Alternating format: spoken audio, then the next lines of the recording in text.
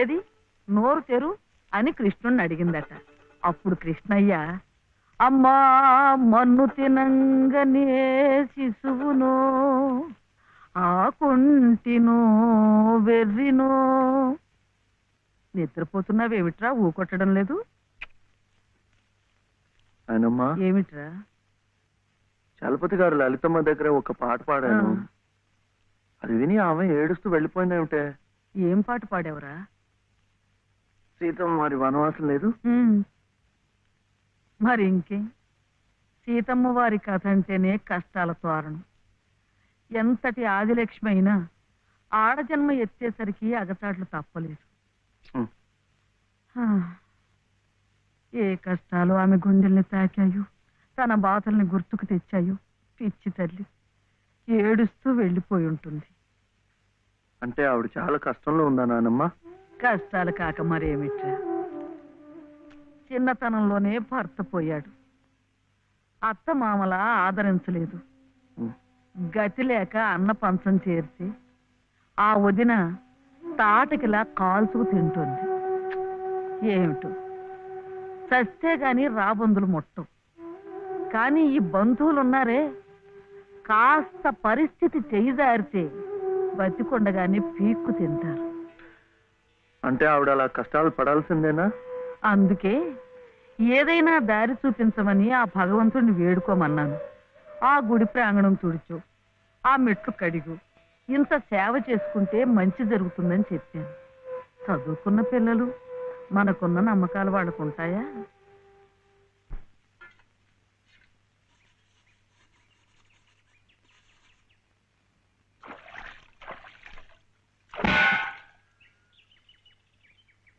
ఏమిటి ఇంత పొద్దున్నే వచ్చారు? మెట్ల పూజకి. మెట్ల పూజగా?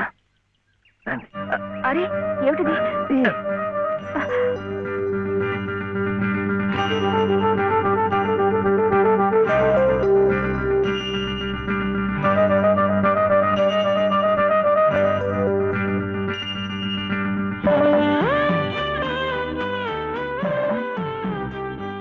ఇంకాస్త మెట్లే, వచ్చేసాం. అదిగో గుడి. మీకు ఎక్కువ కష్టాలు కదండి, అందుకని అన్ని మెట్లకు పూజ చేయటం మంచిది.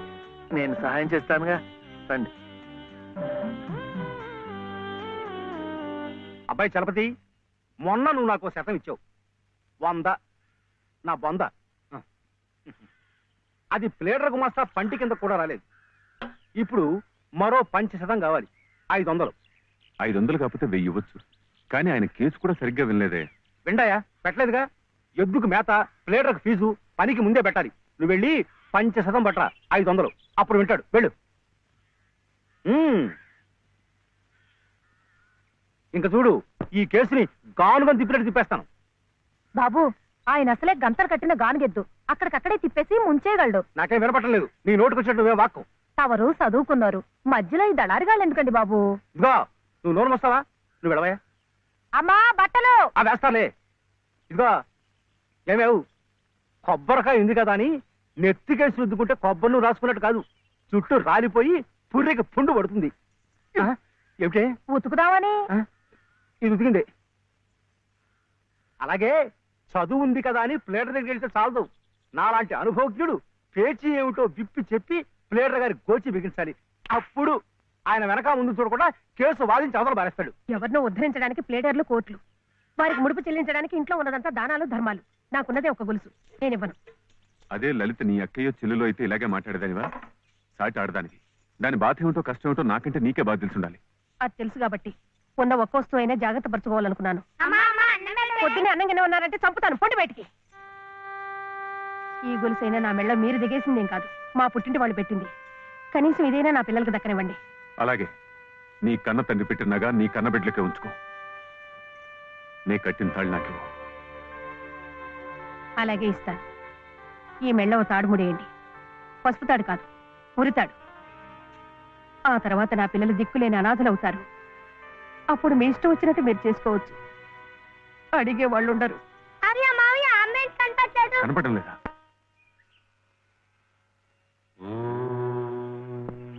దినకరం ప్రభా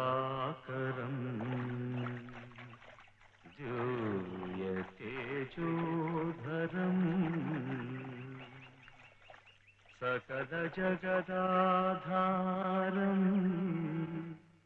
అఖిలం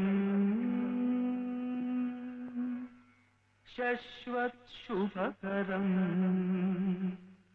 దినకరం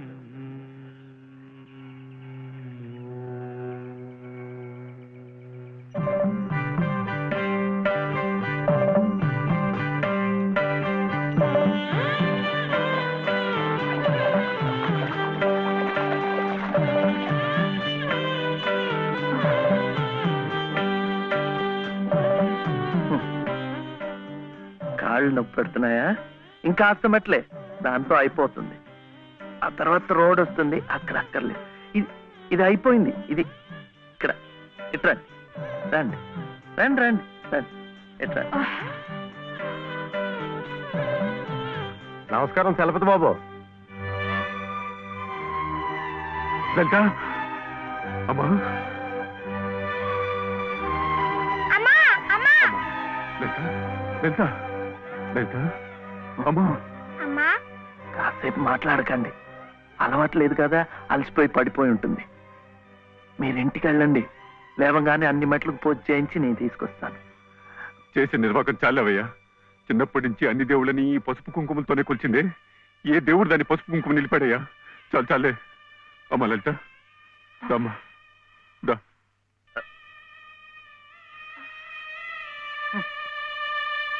ఆ మెట్లు కూడా పూర్తి చేసి ఉంటే ఎంత మంచి జరిగేదో. ఎట్టా జరుగుద్దిరా? గోదాట్లో మునిగితే పుణ్యం వస్తుంది అన్నారని ముక్కు మూసుకొని నీళ్ళల్లో అట్టాగే కూకుంటే అట్టాగే పైకి వెళ్ళిపోతాం. దేనికైనా ఓ పద్ధతి, ఓ నిమిటం ఉండాలా. ఏం కాసిన కూసిన మెట్లా? ఓ కోటిపల్లి కానుండి కొండపల్లి వరకు ఉన్నాయి. వీటన్నిటికీ పూజలు చేయాలంటే ఆడకూతురు తట్టుకోవద్దా? చెయ్యకపోతే కష్టం ఎలా తీరుతుంది? ఓరే, గుళ్ళో పూజలు చేయాలంటే నువ్వే చేస్తున్నావేట్రా? పూజారికో చేస్తున్నారు, మనం అట్లా పూలు ముట్టుకుంటున్నాం అంతే. కానీ పుణ్యం మనకు వచ్చేస్తున్నాం. అట్లాగే ఆ అమ్మ కష్టాలు పోవాలంటే ఆ అమ్మే చేయక్కర్లేదు. ఆ అమ్మ పేరు చెప్పి నువ్వైనా చేయొచ్చు, నేనైనా చేయొచ్చు. నీకు మంచి జరగాలని మీ నాయనమ్మ చేయడంలా అంతే.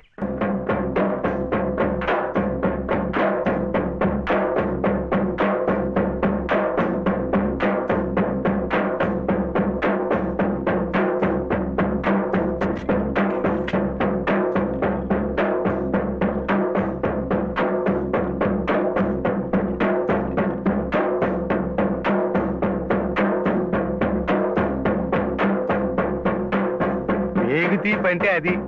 ఆ కొడుకు జబ్బు తగ్గాలని ఆ తండ్రి పడే అవస్థ చూడు. ప్రాణాలకు కూడా తెగించి నిప్పుల్లో ఎలా నడిచేస్తున్నాడో. పొద్దున్నే నువ్వు చెప్పింది అదేనమాట. ఒకళ్ళు కష్టాలు తీరాలంటే ఇంకొకళ్ళు మొక్కోవచ్చని.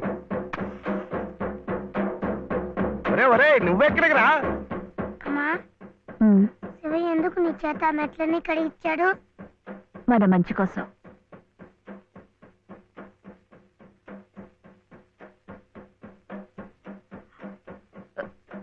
ఏమండి? ఎక్కడికి? ఏమండి? ఏమండి?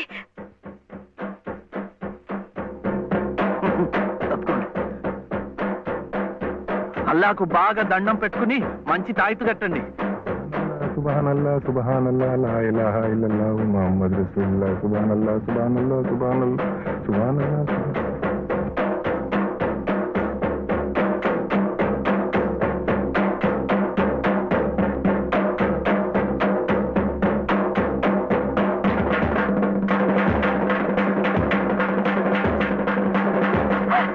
ఒరే ఒరే ఒరే ఒరే, ఆగరా ఒరే శివయ్య. ఒరే కాలు కాలిపోతా రా. ఒరే ప్రమాదం రా.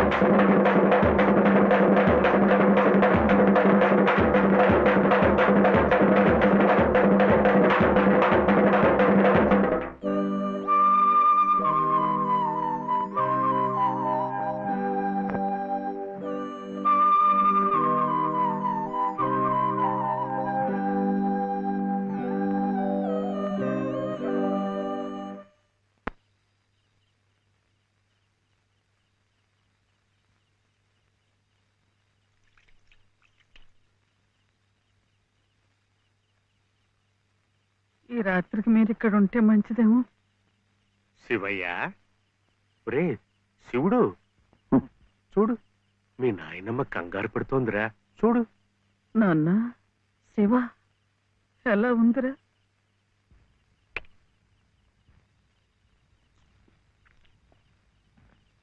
ఇప్పటికైనా నమ్మకం కుదిరిందా? వాడికేం పర్వాలేదమ్మా, హాయిగా నిద్రపోతాడు. అసలు నీ ఆరోగ్యం కూడా అంతంత మాత్రమేగా. జాగారం చేయకుండా కాసేపు నడువు వాల్చు.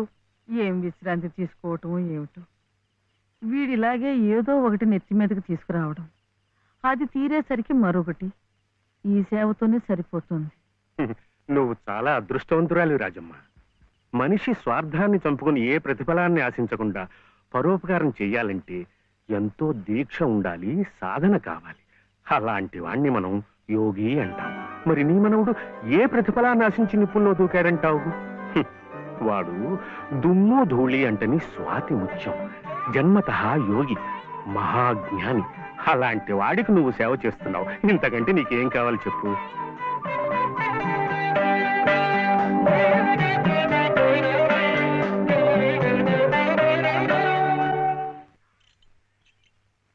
ఏమిటి నాన్న, ఒక్కసారైనా వెళ్ళి బావని చూడలేదు? ఓహో పిచ్చి మొద్ద, వెళితే అతుక్కుపోతాని చీడించి మేరెంచమని డాక్టర్లు వాడికి పెద్ద వైద్యమే అవసరమైందన్నారు అనుకో. ఓ ఓ ఓ ఆ ఖర్చులన్నీ మన నెత్తి మీద కాకిరెట్లు బండెట్టు పడిపోతాయి. దిక్కుమాలిన కంపు. ఇదిగో ఇదిగో ఇట్లా, రేపటి నుంచి శ్రీరామనవమి ఉత్సవాలు, చందాలంటూ వచ్చి కొంపమే పడిపోతారు. మా నాన్నకి నెత్తురు బంక విరోచనాలు, ఇంట్లో కూడా రావడం లేదని చెప్పి గేట్లో వాళ్ళని గేట్ల నుంచి పంపించాయి.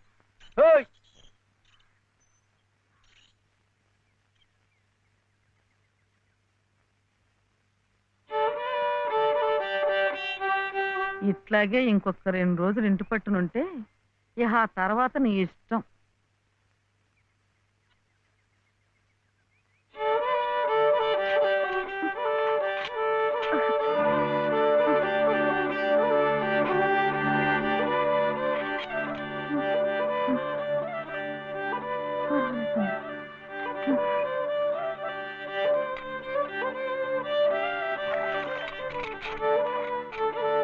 చిట్టి చిట్టి,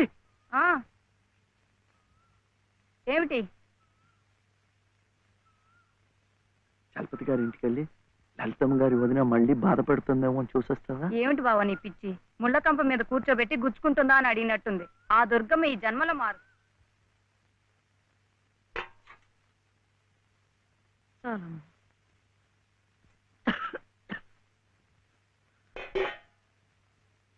ఏమిట్రా కోపం. ఎవరి మీద? ఏం చేశాను?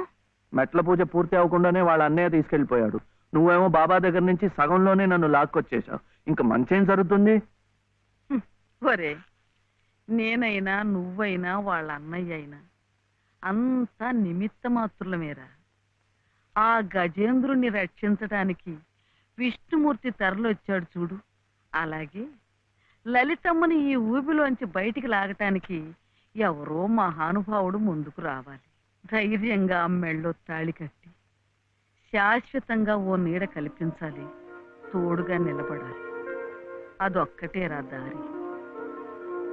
కానీ ఈ వ్యధవ కట్టుబాట్లు ఆడదానికి అవకాశం లేకుండా చేసి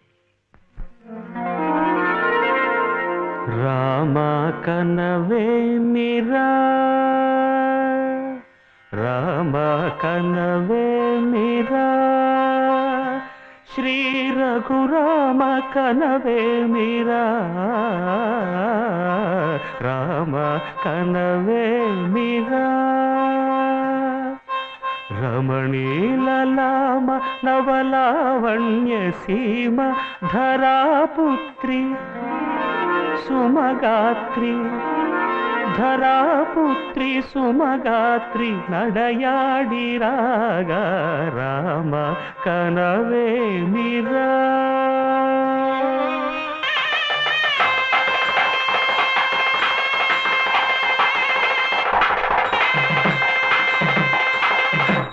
మాంగళ్యం తంతునానేనా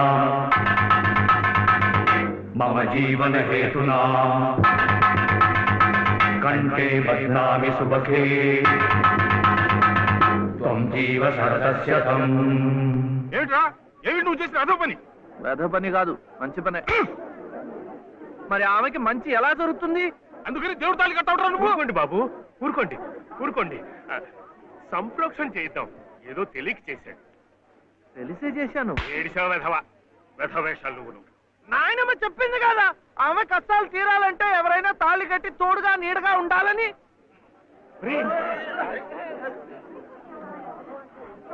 ఎంత బాగా నీకు